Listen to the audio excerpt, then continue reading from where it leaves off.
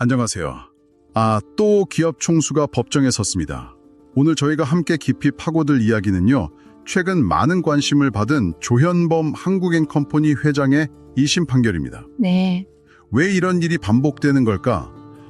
이번 판결의 핵심은 뭘까? 궁금해하실 여러분을 위해 준비했습니다. 네, 그게 2025년 5월 29일이었죠. 조현범 회장이 200억 원대 횡령이랑 배임 혐의 이런 걸로 1심에서 징역 3년을 선고받고 그 자리에서 바로 법정 구속됐습니다. 바로 구속이군요. 네, 그래서 이 사건의 주요 내용하고 그 의미를 오늘 좀 자세히 살펴보겠습니다. 징역 3년이면 근데 검찰이 12년을 구형했던 걸 생각하면 형량이 상당히 줄었네요.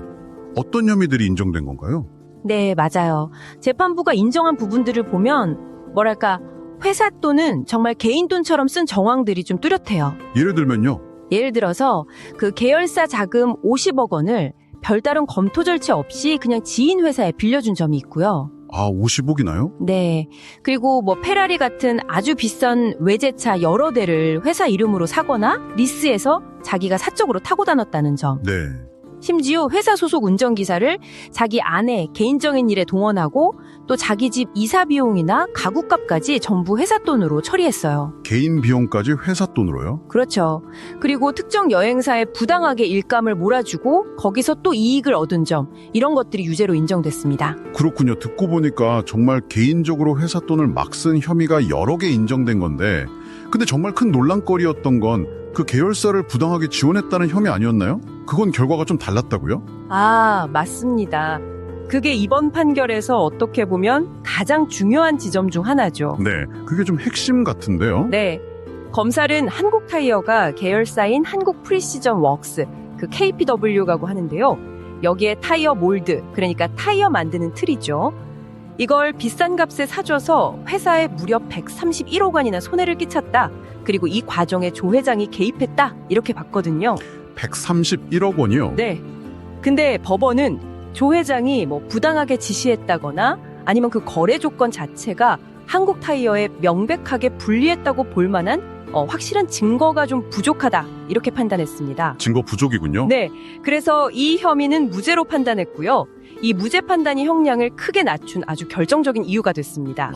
그렇군요. 핵심 혐의가 무죄가 나오면서 형량이 줄어든 거네요.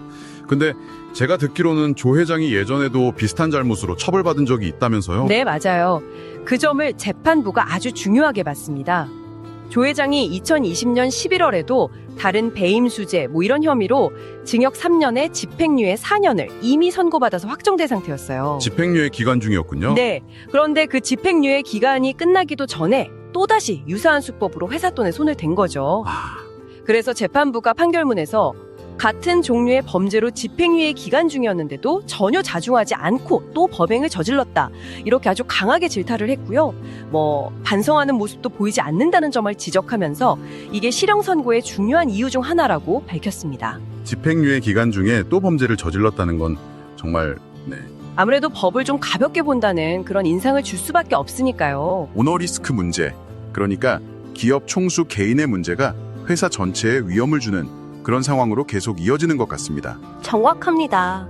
이번 사건은 특히 횡령, 그러니까 남의 재물을 몰래 가져가는 거랑 배임, 맡은 임무를 어기고 회사에 손해를 끼치면서 자기가 이익을 챙기는 거, 이 두 가지 혐의가 모두 포함되어 있잖아요. 네. 과거에 그 자본시장연구원에서 연구한 자료, 2005년에서 2010년 자료 기반에 봐도 비슷한 경고가 있었어요.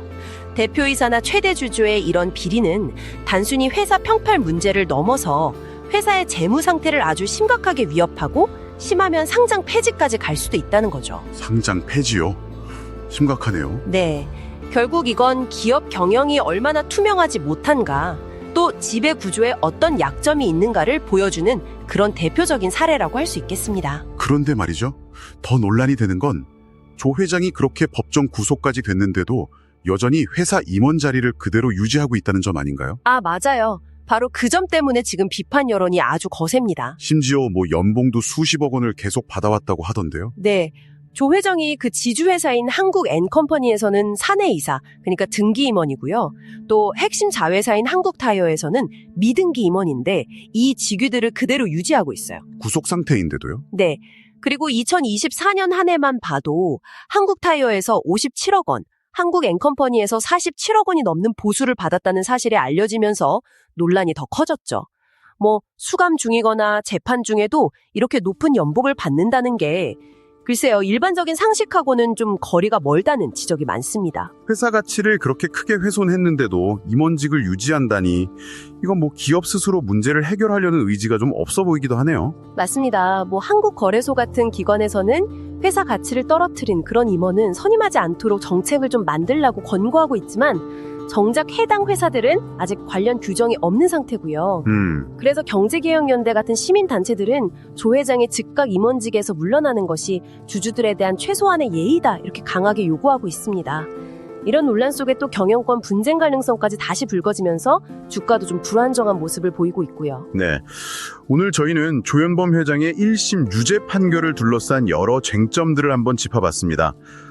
회사 돈 유용 같은 일부 혐의는 유죄로 인정돼서 법정 구속까지 됐지만 또 가장 큰 혐의는 무죄 판결을 받았다는 점, 그리고 과거 집행유예 기간 중에 또 범죄를 저질렀다는 점과 유죄 판결 후에도 임원직과 고액 연봉을 유지하는 문제까지 참 여러 복잡한 상황에 얽혀 있다는 걸 알 수 있었습니다. 네, 이 사건은 단순히 한겹 총수의 개인적인 법적 문제를 넘어서는 것 같아요. 한국 기업들의 경영 투명성이나 또 리더들의 책임 의식에 대해서 다시 한번 좀 생각하게 만드는 계기가 되는 것 같습니다.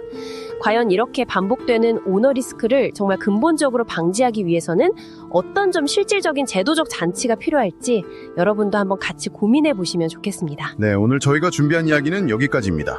끝까지 들어주셔서 감사합니다.